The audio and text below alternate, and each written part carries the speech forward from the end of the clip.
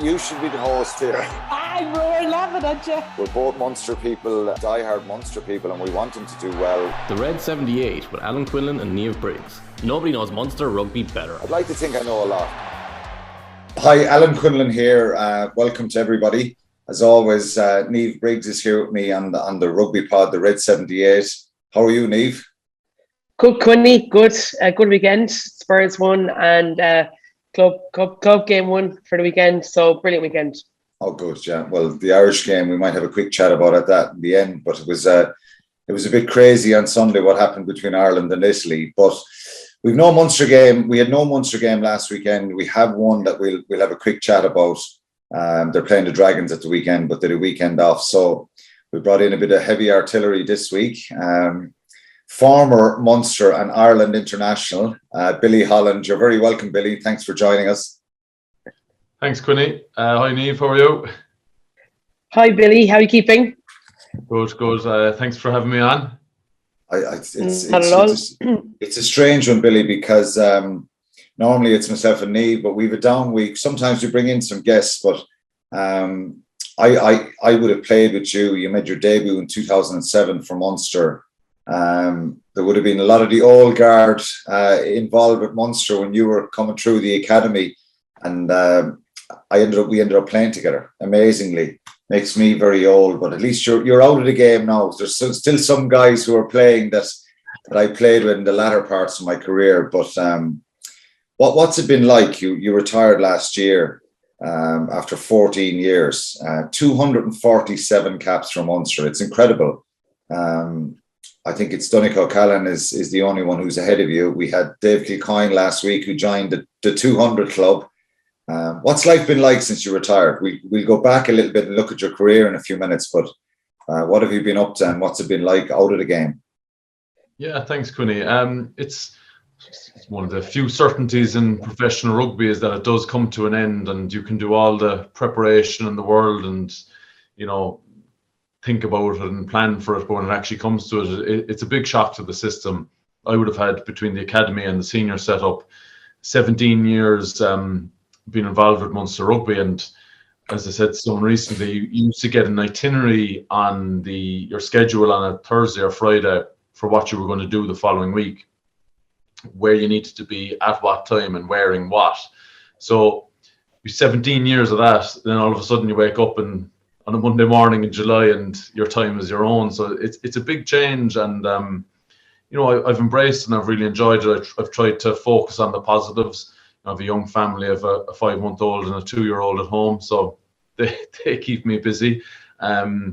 So I've enjoyed being able to plan things, and you've years of not being able to go to weddings or constantly pulling out with this, that, and the other, or telling someone maybe if I'm selected or not selected, you can do something. So it's been a big change. I really miss the buzz of matches, particularly with the crowds back. You're very jealous of seeing the lads running out in front of a packed Thomond Park or the Aviva. In my last 18 months, it was in front of nobody. So it wasn't the best way in the world of going out. But yeah, that must have been difficult because people often ask me, even though I'm out of the game over 10 years now, it's incredible the way time flies. That adrenaline rush, I think the only it's hard to replicate it in any sort of way. I don't miss the training, I don't miss the meetings, I probably don't miss the fitness days, and everyone said that. I remember John Hayes was saying that to me when we kind of went around the same time, and that's one thing he said. I don't miss the meetings, which are necessary, but you do. Every player, ex-player says it's the crowd, it's that adrenaline rush, it's been looking around the dressing room. That's special, isn't it? Like, look, running out into Thomond Park on a Saturday evening in the dead of winter in a European game it's an incredible feeling. Like, the hairs in the back of your neck does stand up, and it's why Munster are so great on those occasions, because you feel 10 feet tall. You're playing against some of the best guys in the world, and you just feel invincible. And that adrenaline rush, it's impossible to replicate in everyday life. But you know that, and you try and you miss it, but you just try and appreciate the fact that you had it. And I'm sitting here in a suit trying to sell mortgages to anyone who listens to me. But it's a big change. But I just feel really, really lucky to have done what I did for how long I did. I consider myself just a normal lad from Cork who was good at rugby when I was a young fella and just stuck at it, and I got a few good breaks, and you need a bit of luck.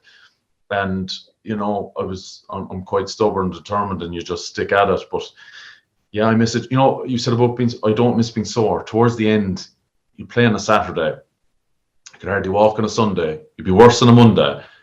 Then you go out and you're training on Monday and Tuesday, you feel buckled again by Wednesday, Thursday you're training again.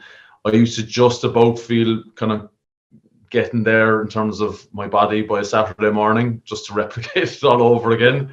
So that was kind of my question. Sorry for jumping over there, but just in relation to, not many people get to finish on their own terms, and you really got to do that in terms of your body still intact, and you got to make the decision to retire. And I think my curiosity probably breeds out of the fact that how did you come to a decision like that when you're actually physically able to play 80 minutes week in, week out like you were doing, and playing really, really well, which is another brilliant achievement, I suppose.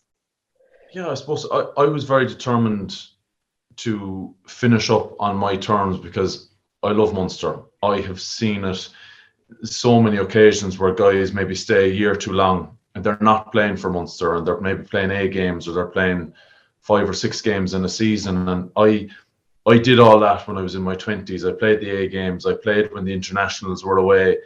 From where I had gone to my career, had no interest in being involved with Munster if I wasn't in with a chance of being on the 23-man squad for a European game.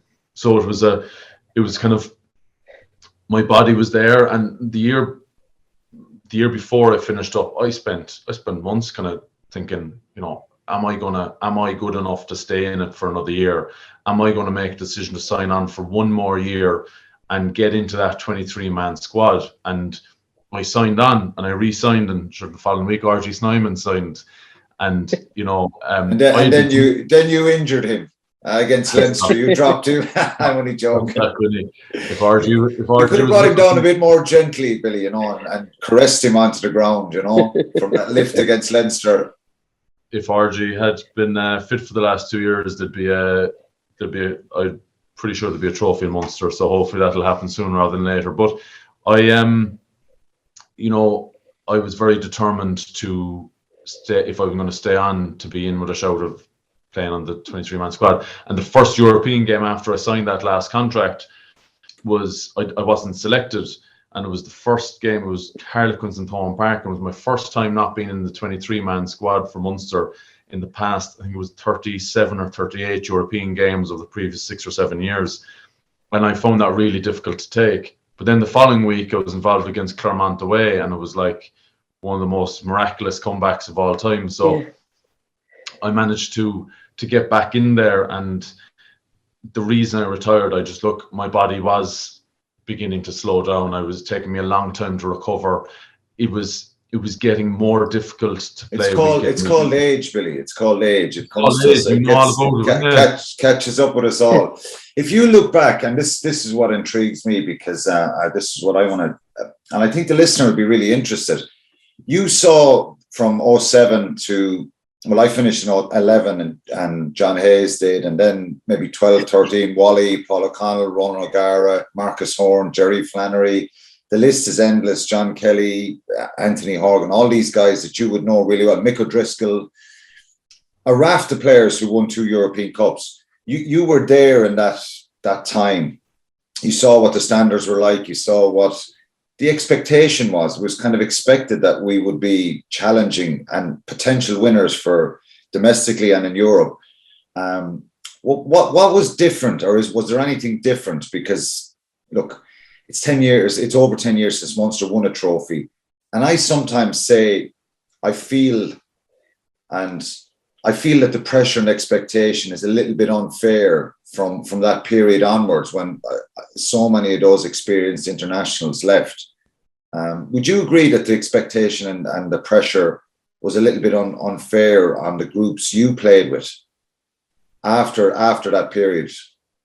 I wouldn't say that the pressure and the expectation was unfair. I think some of the expectation was maybe unrealistic.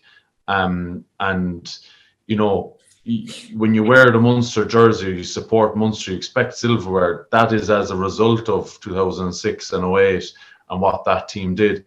What people forget is how that team lost multiple semi-finals and finals over the years from 98, 99. You know, that's 7 years of losing, you know, big knockout stages. And that group grew together and evolved and got better. And the coaching group stayed intact. And then you win the final, you 06, you win, and the confidence that it just snowballed. And no, I don't think the supporters are wrong to have that expectation, or that, you know, that Munster will win a trophy. But there was a huge transitional period. I used to hate that word, but you're also dealing with coaches changing every 2 or 3 years. It was impossible. Looking back on it as a player, we didn't stand a chance. And until you get consistency in the coaching group, there's no chance that Munster is going to win trophies. You can bring in all the players in the world and you can have all the young talent in the world, but if you're chopping and changing, I had 6 head coaches in 14 years. Next year, Keith Earls will have been on to his 7th head coach in 16 years. That's phenomenal. So there needs to be an expectation that Munster will deliver silverware, and Munster will deliver silverware. Like, I'm telling you, this group will deliver silverware. But, you know, when you lose the likes and the names of the guys that you just mentioned, including yourself, Quinny, you can't just fill that void from a leadership point of view, from an experience point of view, from a confidence point of view. But like all those guys, they had lost multiple finals and semi-finals over the years, like this current group has done. And then it clicked in 06, and it snowballed from there. And then you go on, and that group ended up winning Grand Slams and Six Nations and Triple Crowns. And it was the core of that group that did that. So it'll happen, and I think the expectation of silverware needs to be there, but you know, there needs to be a bit of patience too. Do you know, if you take that period of 14 years, and obviously going in academy with the likes of Quinny and them, 2007 to when you finish, how much did Munster, I suppose, the behind the scenes, the culture within the group, the on pitch, like obviously rugby is evolving, but in terms of that brand, and you know, how much did that evolve over the 14 years that you were there? Isn't the culture in the club? Yeah, so say, like, you know, the way when you would have started, you would have been training upstairs in the very top of UL there, and now all of a sudden now you're in this huge, amazing facility, best facilities, but also you talked about, you know, the coaches changing all the time, so the philosophies will change all the time. So obviously things are evolving, and are we keeping up with that evolution of the game, or are we falling behind because of it? I know it's a bit of a long-winded question. No, I think it's funny because, like, just from a generational point of view, the academy player from 2007 is very different from the academy player of 2022. Just from a characteristic point of view, maybe what motivates them is different. You know, when I went into the academy, I was kind of in awe of these lads. You know, you're training and playing with your heroes, and you know, I think things do change over time, and I think Munster has moved with it. I think, you know, moving into the one centre in 2015 was a huge step forward for Munster Rugby. You're training out of 2 bases for so long, and that should have happened sooner, but it didn't. And there has been benefits from that.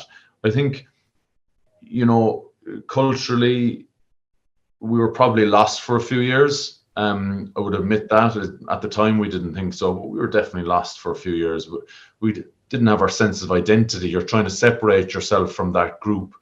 But I think, Billy, it's very understandable to, and maybe this is a mistake, and it's not laying the blame on anyone, but when like at one stage, and I think I said this to you before,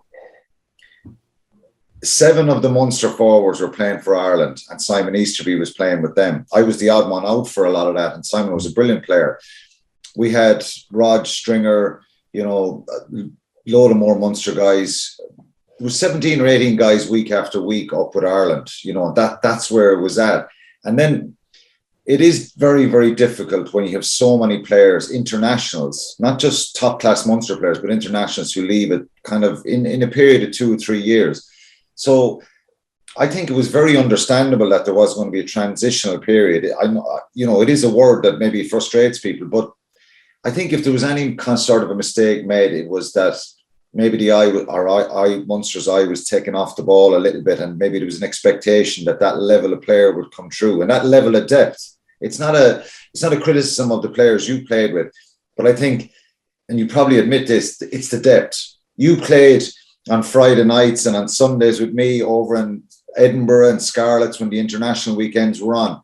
And we had a second string team that was incredibly strong. You know, you had Federico Pucciarello, Frankie Sheehan, Donnacha Ryan, Mick O'Driscoll, myself, James Collin, you, Niall Ronan. All these guys it was incredibly strong. And I think the depth chart in Munster was probably an issue for a couple of years there. And I see a lot of positives now, as you say, with some of the young players are coming in, you know, having 2 or 3 players in every position is really important. So going back to that expectation and pressure, it was bound to be a tough period.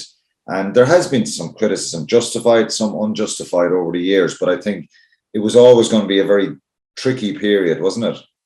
Yeah, of course. Like, you know, in the modern era, to compete at a European level, you need to have 30 class players. You need to have 30 guys. You know, if you've got a good 10, you need another good 10. Same with your 9s. We didn't always have that. So you suffer an injury somewhere, and all of a sudden you're really backs against the wall going into a European game.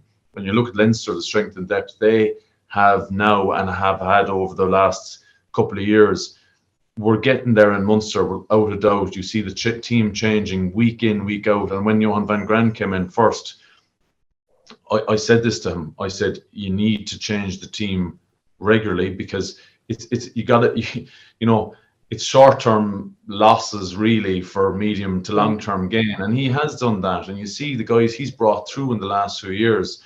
And you're always going to get people saying that it's not enough. It's not enough. There's guys, you know, Thomas Ahern should be playing more, that this guy's doing that up in Leinster or whatnot. But it's getting that balance is really difficult. But the strength and depth in Munster has been improving enormously in the last 2 to 3 seasons, I would say. Like, you know, the likes of Gavin Coombs and these guys, they've really, really gone from being, you know, getting the odd game to being starters in European days and really playing out of their skin. So, you know, back to Niamh's point, I think there was a period there for a couple of years where culturally we were maybe at 6s and 7s, you're kind of stuck in that transitional period, and maybe we didn't deal with it very well. Again, in hindsight, it's very, very easy to see. You're a young group of lads. When Donnacha Ryan left Munster, I was the oldest player in the squad, and I just turned 31. So like, wow. and I hadn't played for Ireland at that stage. So, you know, Earlsey was the next oldest at 29 or 30. So, you know, and when Dunners was there, he was kind of on his own as the oldest for 2 years. So it was a really, really young squad. So you were after losing all these lads, and you'd lost a huge amount of experience. And on top of that, you keep changing the coaches. It was a difficult period. But like, in saying that, we kept losing European semi-finals. We were losing to Racing. We were losing to Saracens, losing to these teams that were the champions of Europe. We were this close, and we were this close based on just belligerent determination and desire to win. We didn't have that sprinkling of stardust that your team had back then. You sometimes need, yeah. You need. You're not going to just win. I don't think you're going to win Europe with just a load of local fellas, in my opinion. You need that sprinkling of stardust, which Munster has gone and done the last few years in an effort to help. I know Niamh probably wants to ask you about this because she's at the coalface in the AIL coaching, and UL Bows with the women's team there, coaching in Munster, coaching with Ireland now. How important is the AIL? Because I know you're a big advocate, obviously, Niamh, coaching in the AIL. How important is that to that maybe cultural importance and maybe DNA of Munster? How important is that to you, to Munster? Crucial. I would say it's so important. Has it improved? Has it changed? Is it something we hear a lot about it now? You go back to the Wasps game there in December, the raft of players that played AIL the week before, and we've chatted, and even myself have chatted about that.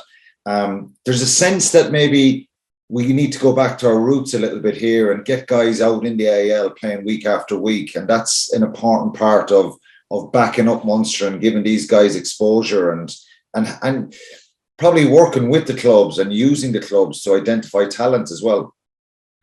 Yeah, as far back as, like, I played with UCC and then I moved to Caen because I was told by Jim Williams, who was the coach at the time, that I needed to play first division rugby. That's where you needed to be at. And I joined Caen, and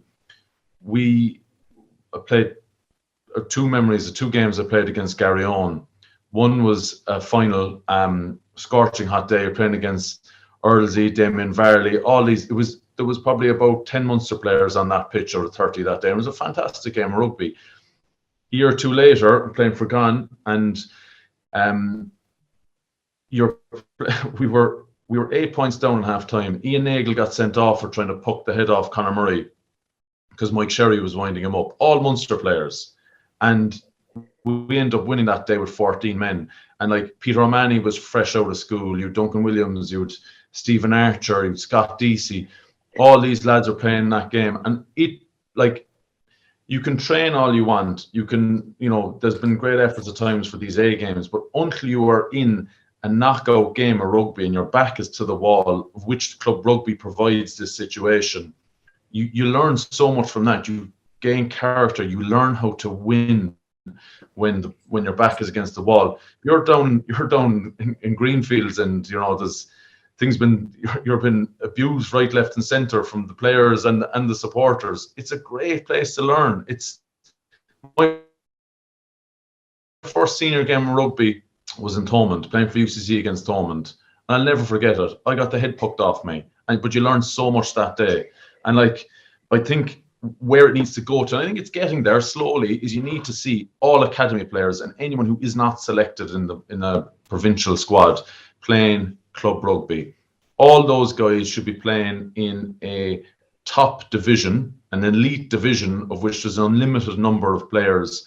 And if your club gets relegated, you got to move. You got to stay in the first. If you're a professional or a senior academy player, you need to be playing in a top level club. You're playing against your future teammates week in, week out. Like, Quinny, you playing against Corks. We had it. I remember going down to Cork Con and Olsen, Ian Murray, Corks, Rog, yep. And playing Temple Hill. So you get the crap kicked out of you, and vice versa when they come to Shannon. We had that, but it's very hard to replicate that in a similar situation with the top internationals. But there is an importance with the younger players to try and get out and play week after week. Like, I saw Keenan Knox play for Young Munsters 2 years ago up in Cannes, and he got absolutely hammered. And where Keenan Knox has come on from then is just phenomenal, in terms of his scrummaging ability. And he'd all the strength and all the technical know-how, but he was up against some fella in Cannes who was maybe laying bricks all day, and he just turned him inside out. And Knox would have learned a huge amount from that day. So I'm not for a second saying that your top provincial players should be playing club rugby. Those days are gone, in my opinion. But you need to have guys week in, week out. And you've spoken about it already, that Wasps game. It was fantastic to see, guys who played club rugby, guys who played, three fellas who played with NS under-19s going over and beating a load of professionals over in UK. It's brilliant. It's there, but it's the heart and soul of Munster rugby. You balance that.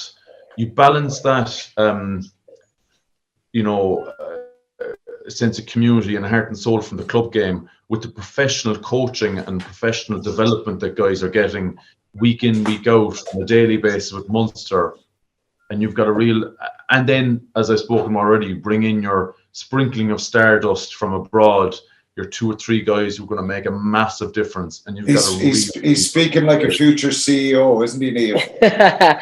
I think from probably my last kind of big enough question in terms of this is that if we had, you know, young lads listen to this, or parents of kids that are breaking into professional rugby from the outset, and you might correct me if I'm wrong, but you, for me, epitomize the word resilience in terms of everything that you've done and what you've done in your career, because you came into a setup that was stacked with international second rows and you had to bide your time. And I read an article there about ages ago when you were retired. He was a good back row as well, Niamh. He was trying to take my position at times and clipping me in training, weren't you, Billy?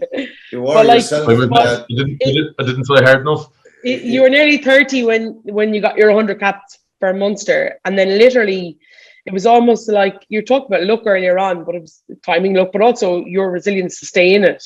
That between that 30 and the time that you retired, you amassed another 150 caps or whatever it is. So I suppose if you're going to give a message to an academy player or a young secondary school player that might listen to this and say, okay, I really want to play for Munster, and you had to go the hard road, and you definitely had plenty of knocks before you had, you know, your good days in terms of your international caps and being a stalwart of Munster rugby. I suppose, what would be your biggest part of advice that you give to them? I was so determined to live my dream, which was to play for Munster. And firstly, you get in there and you're happy to be there, and then you want to play, and then you get a few games and you want more and you want success, and then, you know, there's 1 or 2 injuries and you kind of get in there and you stay in there and you're stubborn about it, and you need to have an incredible level of determination and stubbornness at times to get there. I could have left in my mid-20s, but I'm very grateful that I didn't. There's times when you're pulling your hair out and you get very frustrated, but when I got there, it meant the world to me, because I had to work so hard to get there. You know, it was easy for me to go out at the weekend and leave my heart in the field and give 100%. You know, I took pride in doing that. So my advice to anyone who's up and coming or a young player, firstly, you got to enjoy what you do. You know, you got to enjoy your rugby. You got to enjoy the process. You got to enjoy the challenge of trying to become a professional rugby player. And for a lot of guys, they actually go abroad for a year or 2 and then come back. There's no one fit for it, but you can have all the plans in the world, but they won't always work out. In fact, more often not that they won't. You're going to get setbacks, and with rugby and with life. So there's no one real bit of advice I would give, except for the fact that if you're not enjoying it, if you're not enjoying playing rugby, if you're not enjoying getting up early in the morning to go to the gym, if you're not enjoying looking after your diet or getting better as a professional, well, then it's not for you, because, you know, you could have an indeterminate amount of time before you'll actually get there. And then when you get there, it's always more. When I got there, I wanted to win. You know, that's what drove me when I got into the team, is that I was so determined to emulate, you know, Quinny and these lads in lifting trophies. And when you get into the team, then it's what drives you is trying to be successful as a team and win trophies. What were the big high points for you? I look back and I was having a look at some of the games you would have played, like that Thomond Park New Zealand game must have been special. Australia, the cap you got for Ireland. The disappointments obviously are the semi-finals and finals you would have lost, but they must have been incredible days. That All Blacks game, people will talk about that forevermore, and Australia as well. Yeah, I remember that All Blacks game, right? And you all came back from Irish camp afterwards, and you were like, "Fuck, you lost. What's the buzz about, lads?" You were all just bitter and jealous that you didn't. Well, we were beaten 22-3 on the Saturday, and we came down the Tuesday night because. You nearly did it. It was incredible. Like it was just so surreal. The whole atmosphere and the occasion was just incredible.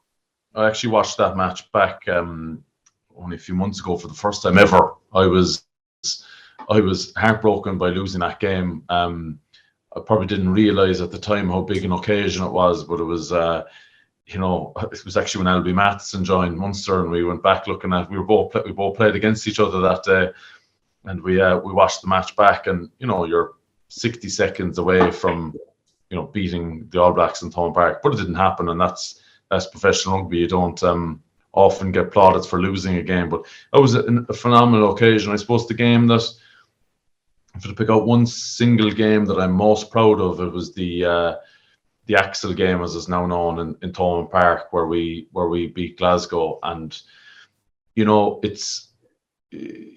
was such a horrific week. We'd been over in Paris on the previous Saturday, and we buried Axel on the Friday, and to go from his funeral to do a captain's run in Thomond Park. It was just, you feel numb all week. You don't feel anything.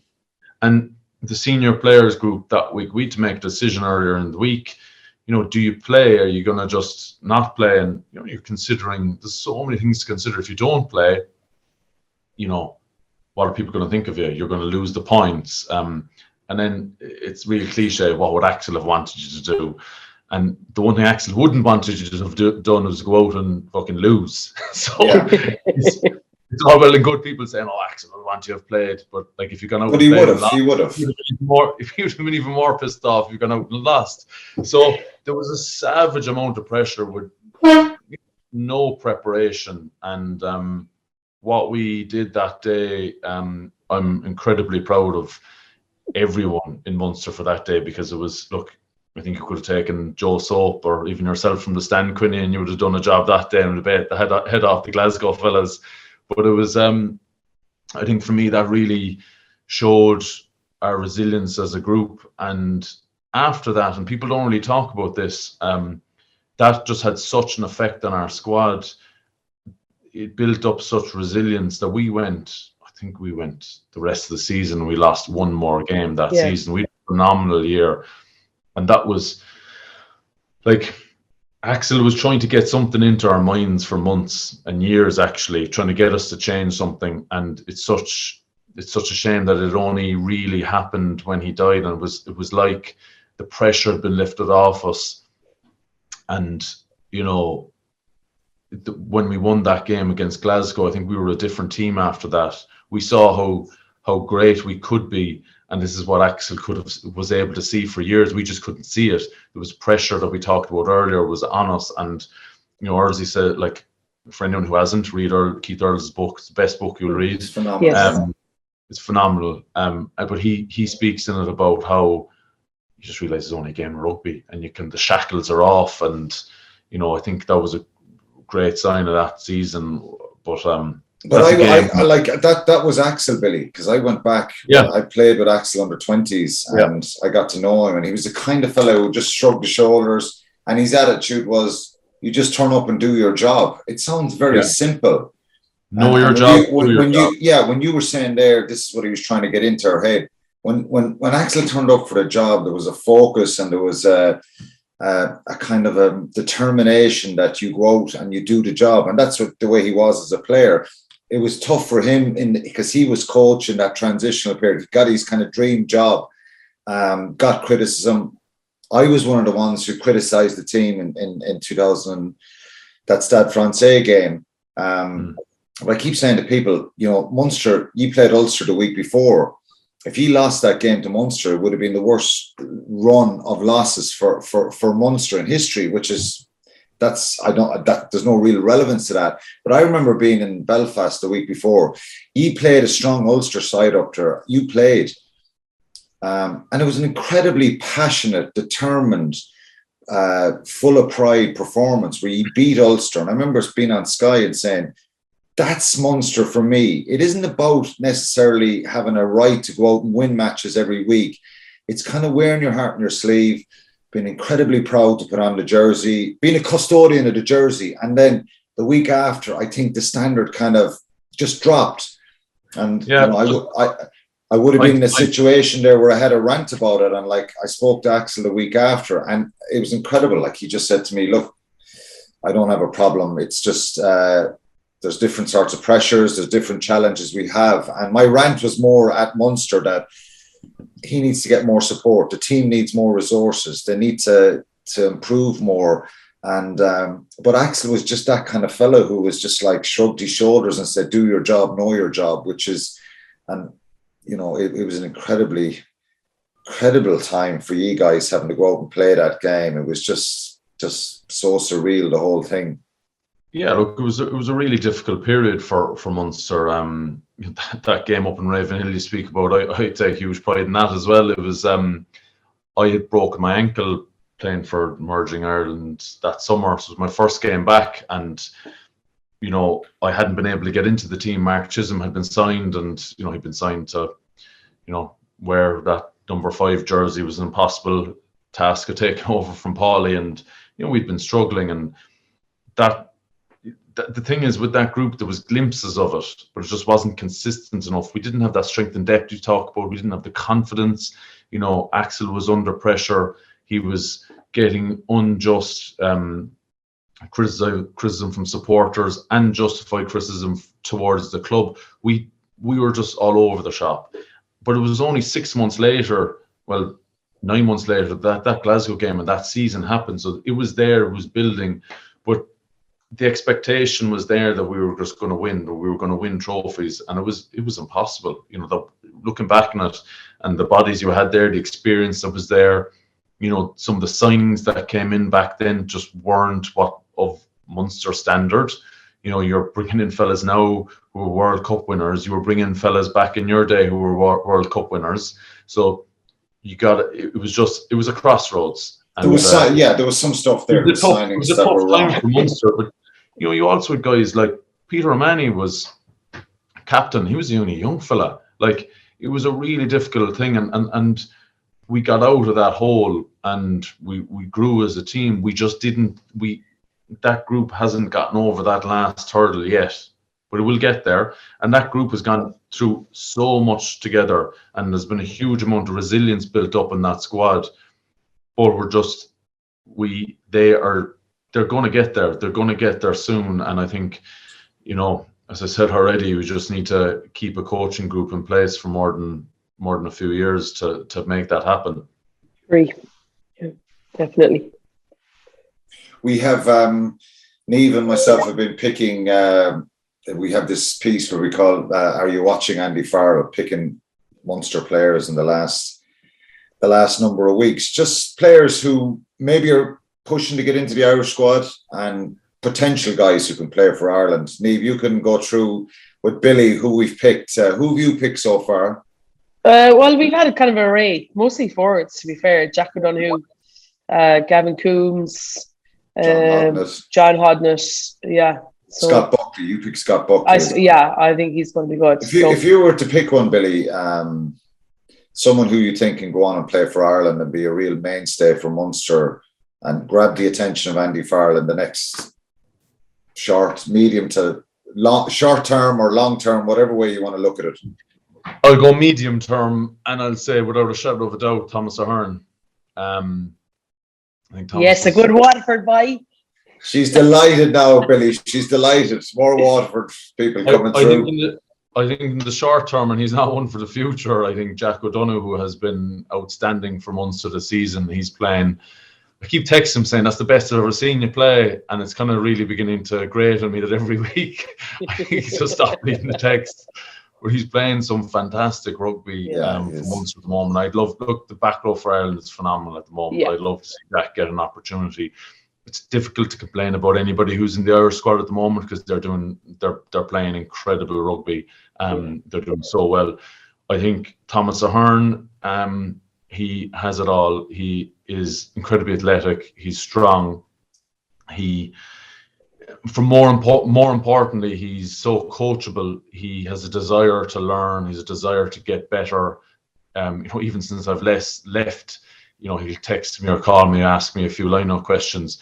He wants to know things. He wants to get better, and he wants to grow. And he's got the basics of the physical acumen. He's brilliant. He's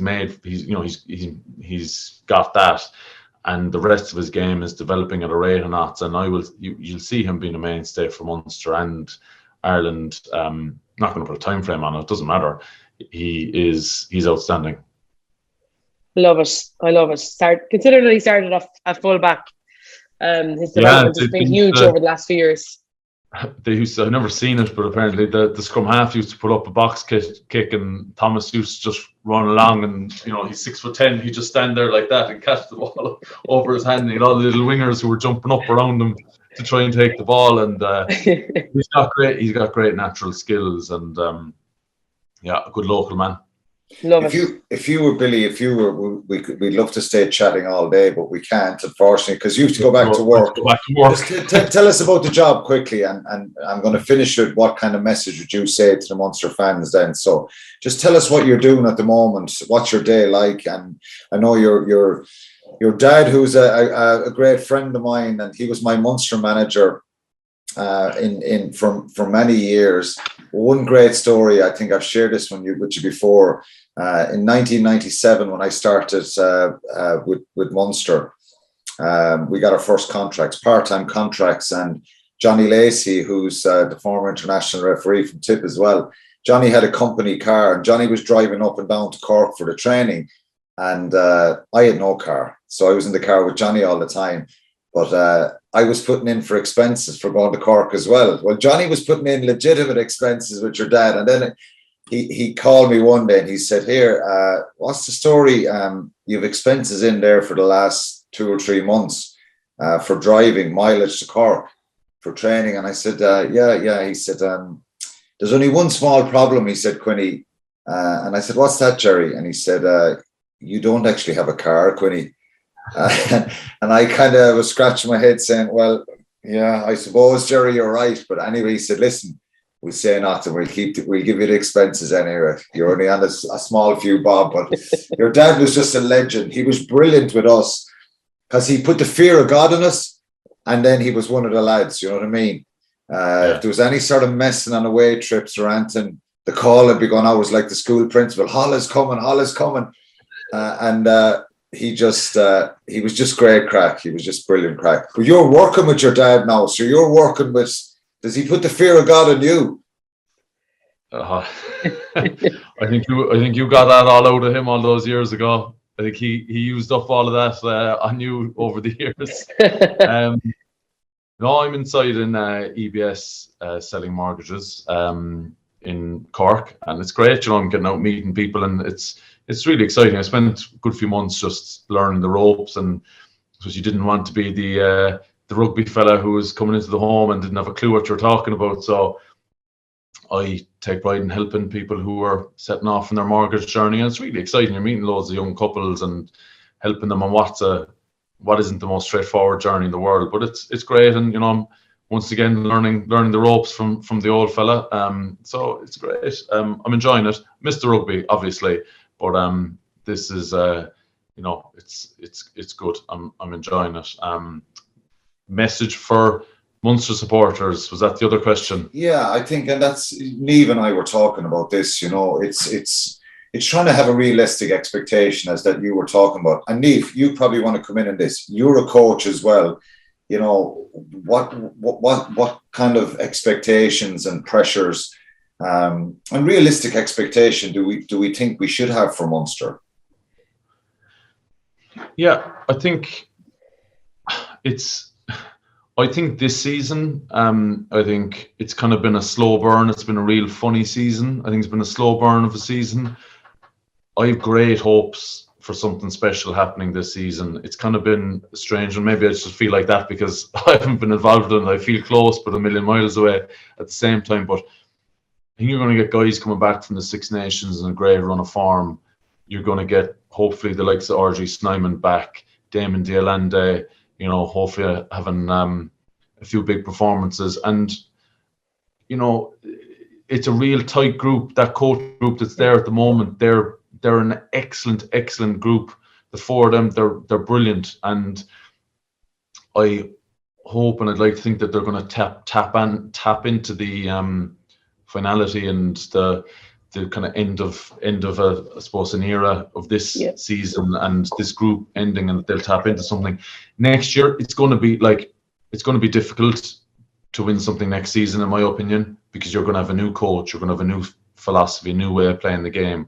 It takes time. It takes about 18 months, in my opinion, to bed in a new coach and new coaching setups and structures, and even if the terminology changes, like learning a new language, it is difficult. And that is why I think with the group of guys that's there at the moment this season, I think the likes of Pete and Dave Kilcoyne and Murd, they all have another good few seasons left in them. They will build into this new coach's new way of playing, but I think they're in their prime, and I would urge supporters to give everything to this season and to really get behind the team this year and just forget about anything that's been negative. Just fucking back the team and just really, really believe in them this season, and get out there, get to games, wear your red and just shout your heads off, and be glad that COVID is out the gap for a short while.